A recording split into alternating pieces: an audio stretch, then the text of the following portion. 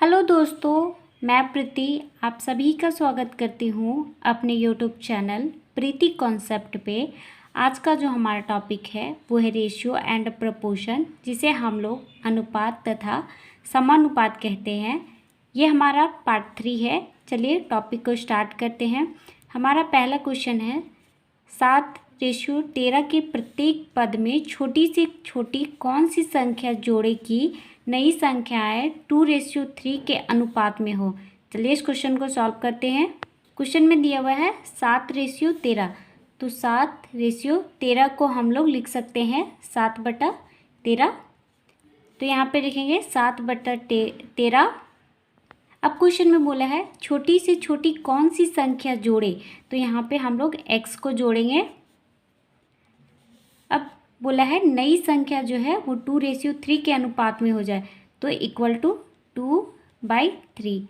अब हम लोग क्रॉस मल्टीप्लाई करेंगे, तो यहाँ पे 7 + x × 3 हो जाएगा और यहाँ पे 13 + x × 2 हो जाएगा। अब सबको गुना करेंगे तो यहाँ पे 21 + 3x हो जाएगा इक्वल टू यहाँ पे 26 + 2x हो जाएगा। अब यहाँ पे सॉल्व करेंगे, ये जो है 2x ये इक्वल टू के इधर आ जाएगा तो माइनस में हो जाएगा, -2x इक्वल टू 26 माइनस ये जो है 21 ये इक्वल टू के उधर चला जाएगा तो माइनस में हो जाएगा, तो -21। यहाँ पे सबको माइनस करेंगे तो यहाँ पे x इक्वल टू 5। यही हमारा आंसर होगा इस क्वेश्चन का। नेक्स्ट क्वेश्चन है 6:9 के प्रत्येक पद में से क्या घटाया जाए कि नई संख्याएं 4:3 के अनुपात में हो।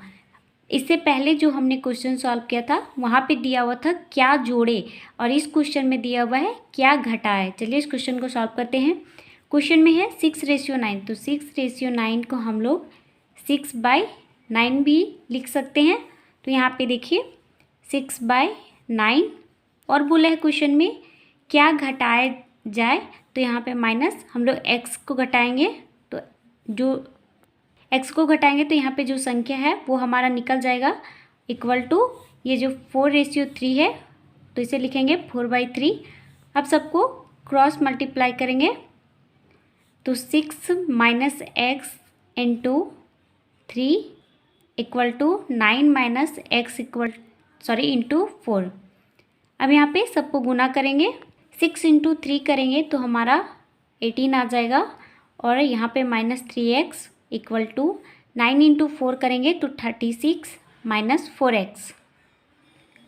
अब यहाँ पे ये जो 18 है इसको इक्वल टू के इधर भेजेंगे तो ये माइनस में चला जाएगा, तो यहाँ पे -3x ये जो +4x हो जाएगा और यहाँ पे 36 - 18।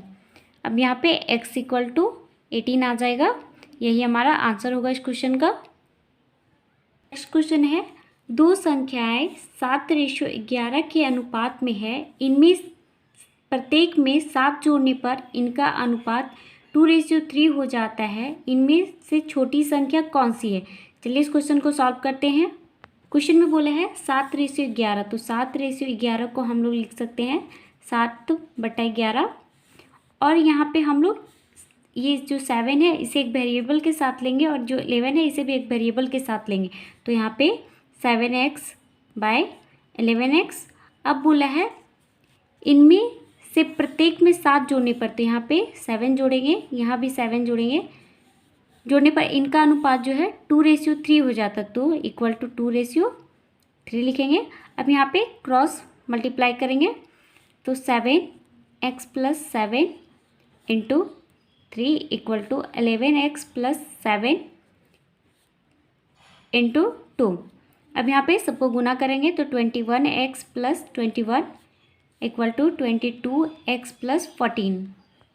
अब यहाँ पे x वाले टर्म को एक साइड करेंगे तो 22x - 21x इक्वल टू 21 - 14 हो जाएगा। यहाँ पे x इक्वल टू 7 आ जाएगा। यही हमारा आंसर है इस क्वेश्चन का।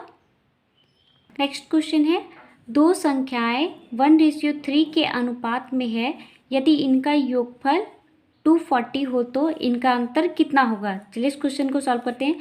यहाँ पे बोला है 1:3, तो यहाँ पे 1:3। अब बोला है इनका योगफल, इन दोनों को हम लोग जोड़ेंगे तो ये हमारा 4 आ जाएगा। तो यहाँ पे रेशियो 4 = 240 दिया हुआ है, बोला योगफल जो है वो 240 है। अब 1 और 3 को जोड़ने के बाद हमारा 4 आया, तो रेशियो 4 = 240। अब यहाँ पे रेशियो 1 का वैल्यू निकालेंगे तो रेशियो 1 = 240/4, ये 60 हो जाएगा। तो रेशियो 1 की जो वैल्यू आई वो 60 आई। अब क्वेश्चन में पूछा है इनका अंतर कितना होगा, तो यहाँ पे देखिए 1:3 था, तो इनका हम लोग अंतर निकालेंगे तो 2 का डिफरेंस है, तो यहाँ पे रेशियो 2 की वैल्यू निकालेंगे तो 2 × 60 = 120। यही हमारा आंसर होगा इस क्वेश्चन का। और हम लोग इस क्वेश्चन को ऐसे भी सॉल्व कर सकते थे। देखिए यहाँ पे इसको हम लोग वेरिएबल के साथ लेते तो x + 3x = 240 हो जाता। यहाँ पे 4x = 240 हो जाता, x = 60। अब यहाँ पे क्वेश्चन में पूछा था अंतर कितना होगा, तो यहाँ पे सबसे पहले हम लोग x की वैल्यू हमारे देखिए यहाँ पे ये जो है ये x और यहाँ पे 3x हो जाता, तो यहाँ पे 3x की वैल्यू निकालेंगे तो 3 × 60 हो जाएगा, तो ये 180 आ जाएगा। यहाँ पे हम लोग को अंतर निकालना, तो अंतर 180 में हम लोग 60 को माइनस करते तो 120 आ जाता है। यही हमारा आंसर होता है इस क्वेश्चन का। ये हमारा शॉर्टकट है, तो इसे आप लोग फॉलो कर सकते हैं। नेक्स्ट क्वेश्चन है, 2 प्राकृत संख्याएं 3:5 के अनुपात में है तथा इनका गुणनफल 2160 है, इनमें से छोटी संख्या क्या होगी। चलिए इस क्वेश्चन को सॉल्व करते हैं। क्वेश्चन में दिया हुआ है 3:5, तो हम लोग इसे एक वेरिएबल के साथ लेंगे, तो यहाँ पे 3x और 5x लेंगे। अब बोला है इसका जो गुणनफल है वो 2160 है, तो इन दोनों को हम लोग गुना करेंगे तो ये हमारा आ जाएगा 15x²। अब यहाँ पे 15x² = 2160 होगा। जब हम लोग 15 से 2160 को डिवाइड करेंगे तो 140 टाइम्स में ये पूरी डिवाइड हो जाएगा, तो x² = 140। यहाँ से x की वैल्यू निकालेंगे तो 12 आ जाएगा। यहाँ पे हमारी x की वैल्यू निकल चुकी है। अब क्वेश्चन में देखते हैं पूछा है छोटी संख्या क्या होगी, तो यहाँ पे लिखेंगे छोटी संख्या = यहाँ पे देखिए 3 हमारा छोटा है, तो हम लोग यहाँ पे 3x की वैल्यू निकालेंगे, तो x की वैल्यू जो है वो हमारा 12 है, तो 3 × 12 लिखेंगे, तो यहाँ पे गुना करेंगे तो आ जाएगा 36। यही हमारा आंसर है। इसी क्वेश्चन में अगर बोलता बड़ी संख्या निकालने के लिए, बड़ी संख्या, तो यहाँ पे 5 जो है वो बड़ी संख्या है, तो 5x हो जाता और x की वैल्यू हमें पता है 12 है, तो 5 × 12 यहाँ पे ये दोनों को मल्टीप्लाई करते तो 60 आ जाता। यही हमारा आंसर होता अगर बड़ी संख्या पूछता क्वेश्चन में। तो यहाँ पे छोटी संख्या पूछा है, इसलिए हमारा 36 आंसर होगा इस क्वेश्चन का। नेक्स्ट क्वेश्चन है 675 को a और b में 5:4 के अनुपात में विभक्त कीजिए। यहाँ पे 675 दिया हुआ है और a और b की वैल्यू दिया हुआ है और पूछा है a और b की वैल्यू क्या होगी। तो यहाँ पे देखिए a अनुपात b = 5:4 है, तो यहाँ से a की वैल्यू जो है वो 9 दिया हुआ 5 है सॉरी, और b की वैल्यू जो है वो 4 दिया हुआ है। ये जो 675 है ये इन दोनों की वैल्यू दी हुई है, मीन्स यहाँ पे हम लोग इन दोनों को जोड़ेंगे तो 9 आ जाएगा। रेशियो 9 = 675 दिया हुआ है, तो रेशियो 1 निकालेंगे यहाँ से हम लोग, तो 675/9 हो जाएगा। 9 से अगर हम लोग 675 को डिवाइड करते हैं तो ये 75 टाइम्स में पूरी डिवाइड हो जाता है, तो रेशियो 1 की जो वैल्यू आई है वो 75 है। यहाँ से हम लोग रेशियो 5 की वैल्यू निकालेंगे, तो रेशियो 5 = 75 × 5 हो जाएगा। इन दोनों को जब गुना करेंगे तो हमारा आ जाएगा 375। ये हमारा a का भाग निकला, a = हमारा आया 375, और b का हम लोग हिस्सा निकालेंगे तो यहाँ पे देखिए b का भाग अगर लिखते हैं तो देखिए b की वैल्यू जो थी वो रेशियो 4 थी, तो रेशियो 4 = 1 रेशियो = 75 है, तो यहाँ पे 4 रेशियो को निकाला है वैल्यू बोला है निकालने के लिए, तो यहाँ से 4 से मल्टीप्लाई करेंगे तो ये 300 आ जाएगा। यही हमारा आंसर होगा इस क्वेश्चन का। इसी क्वेश्चन को हम लोग एक और तरीके से बनाते हैं। ये तरीका हम लोग के लिए थोड़ा टफ होगा क्योंकि ये थोड़ा लॉन्ग बनेगा। देखिए यहाँ पे 675 जो है वो हमारा ए और बी दोनों का वैल्यू दिया हुआ, ठीक है। तो यहाँ से देखिए ए का अगर हम लोग भाग निकालते हैं, ए का भाग इक्वल टू 675 हो जाएगा, और ए की जो वैल्यू है वो 5 दी हुई है तो 5, और इन दोनों को जोड़ के नीचे लिखेंगे तो यहाँ पे इन दोनों को जोड़ेंगे तो 9 हो जाएगा। तो 9 से अब हम लोग 675 को डिवाइड करेंगे तो 75 टाइम्स में पूरा पूरी कट जाएगा। अब 75 को 5 से यहाँ पे देखिए, यहाँ पे ए का भाग निकालेंगे तो यहाँ पे ए और बी की जो टोटल वैल्यू थी वो 675 रुपया थी। तो यहाँ पे 675 गुने ए का जो वैल्यू दिया हुआ है वो 5 दिया हुआ है तो 5, और इन दोनों को जोड़ के हम लोग नीचे लिखेंगे 5 और 4 को जोड़ेंगे तो 9। यहाँ पे 9 से ये 75 टाइम्स में पूरा पूरी कट जाएगा तो 75 इंटू 5 करेंगे तो 375 हो जाएगा।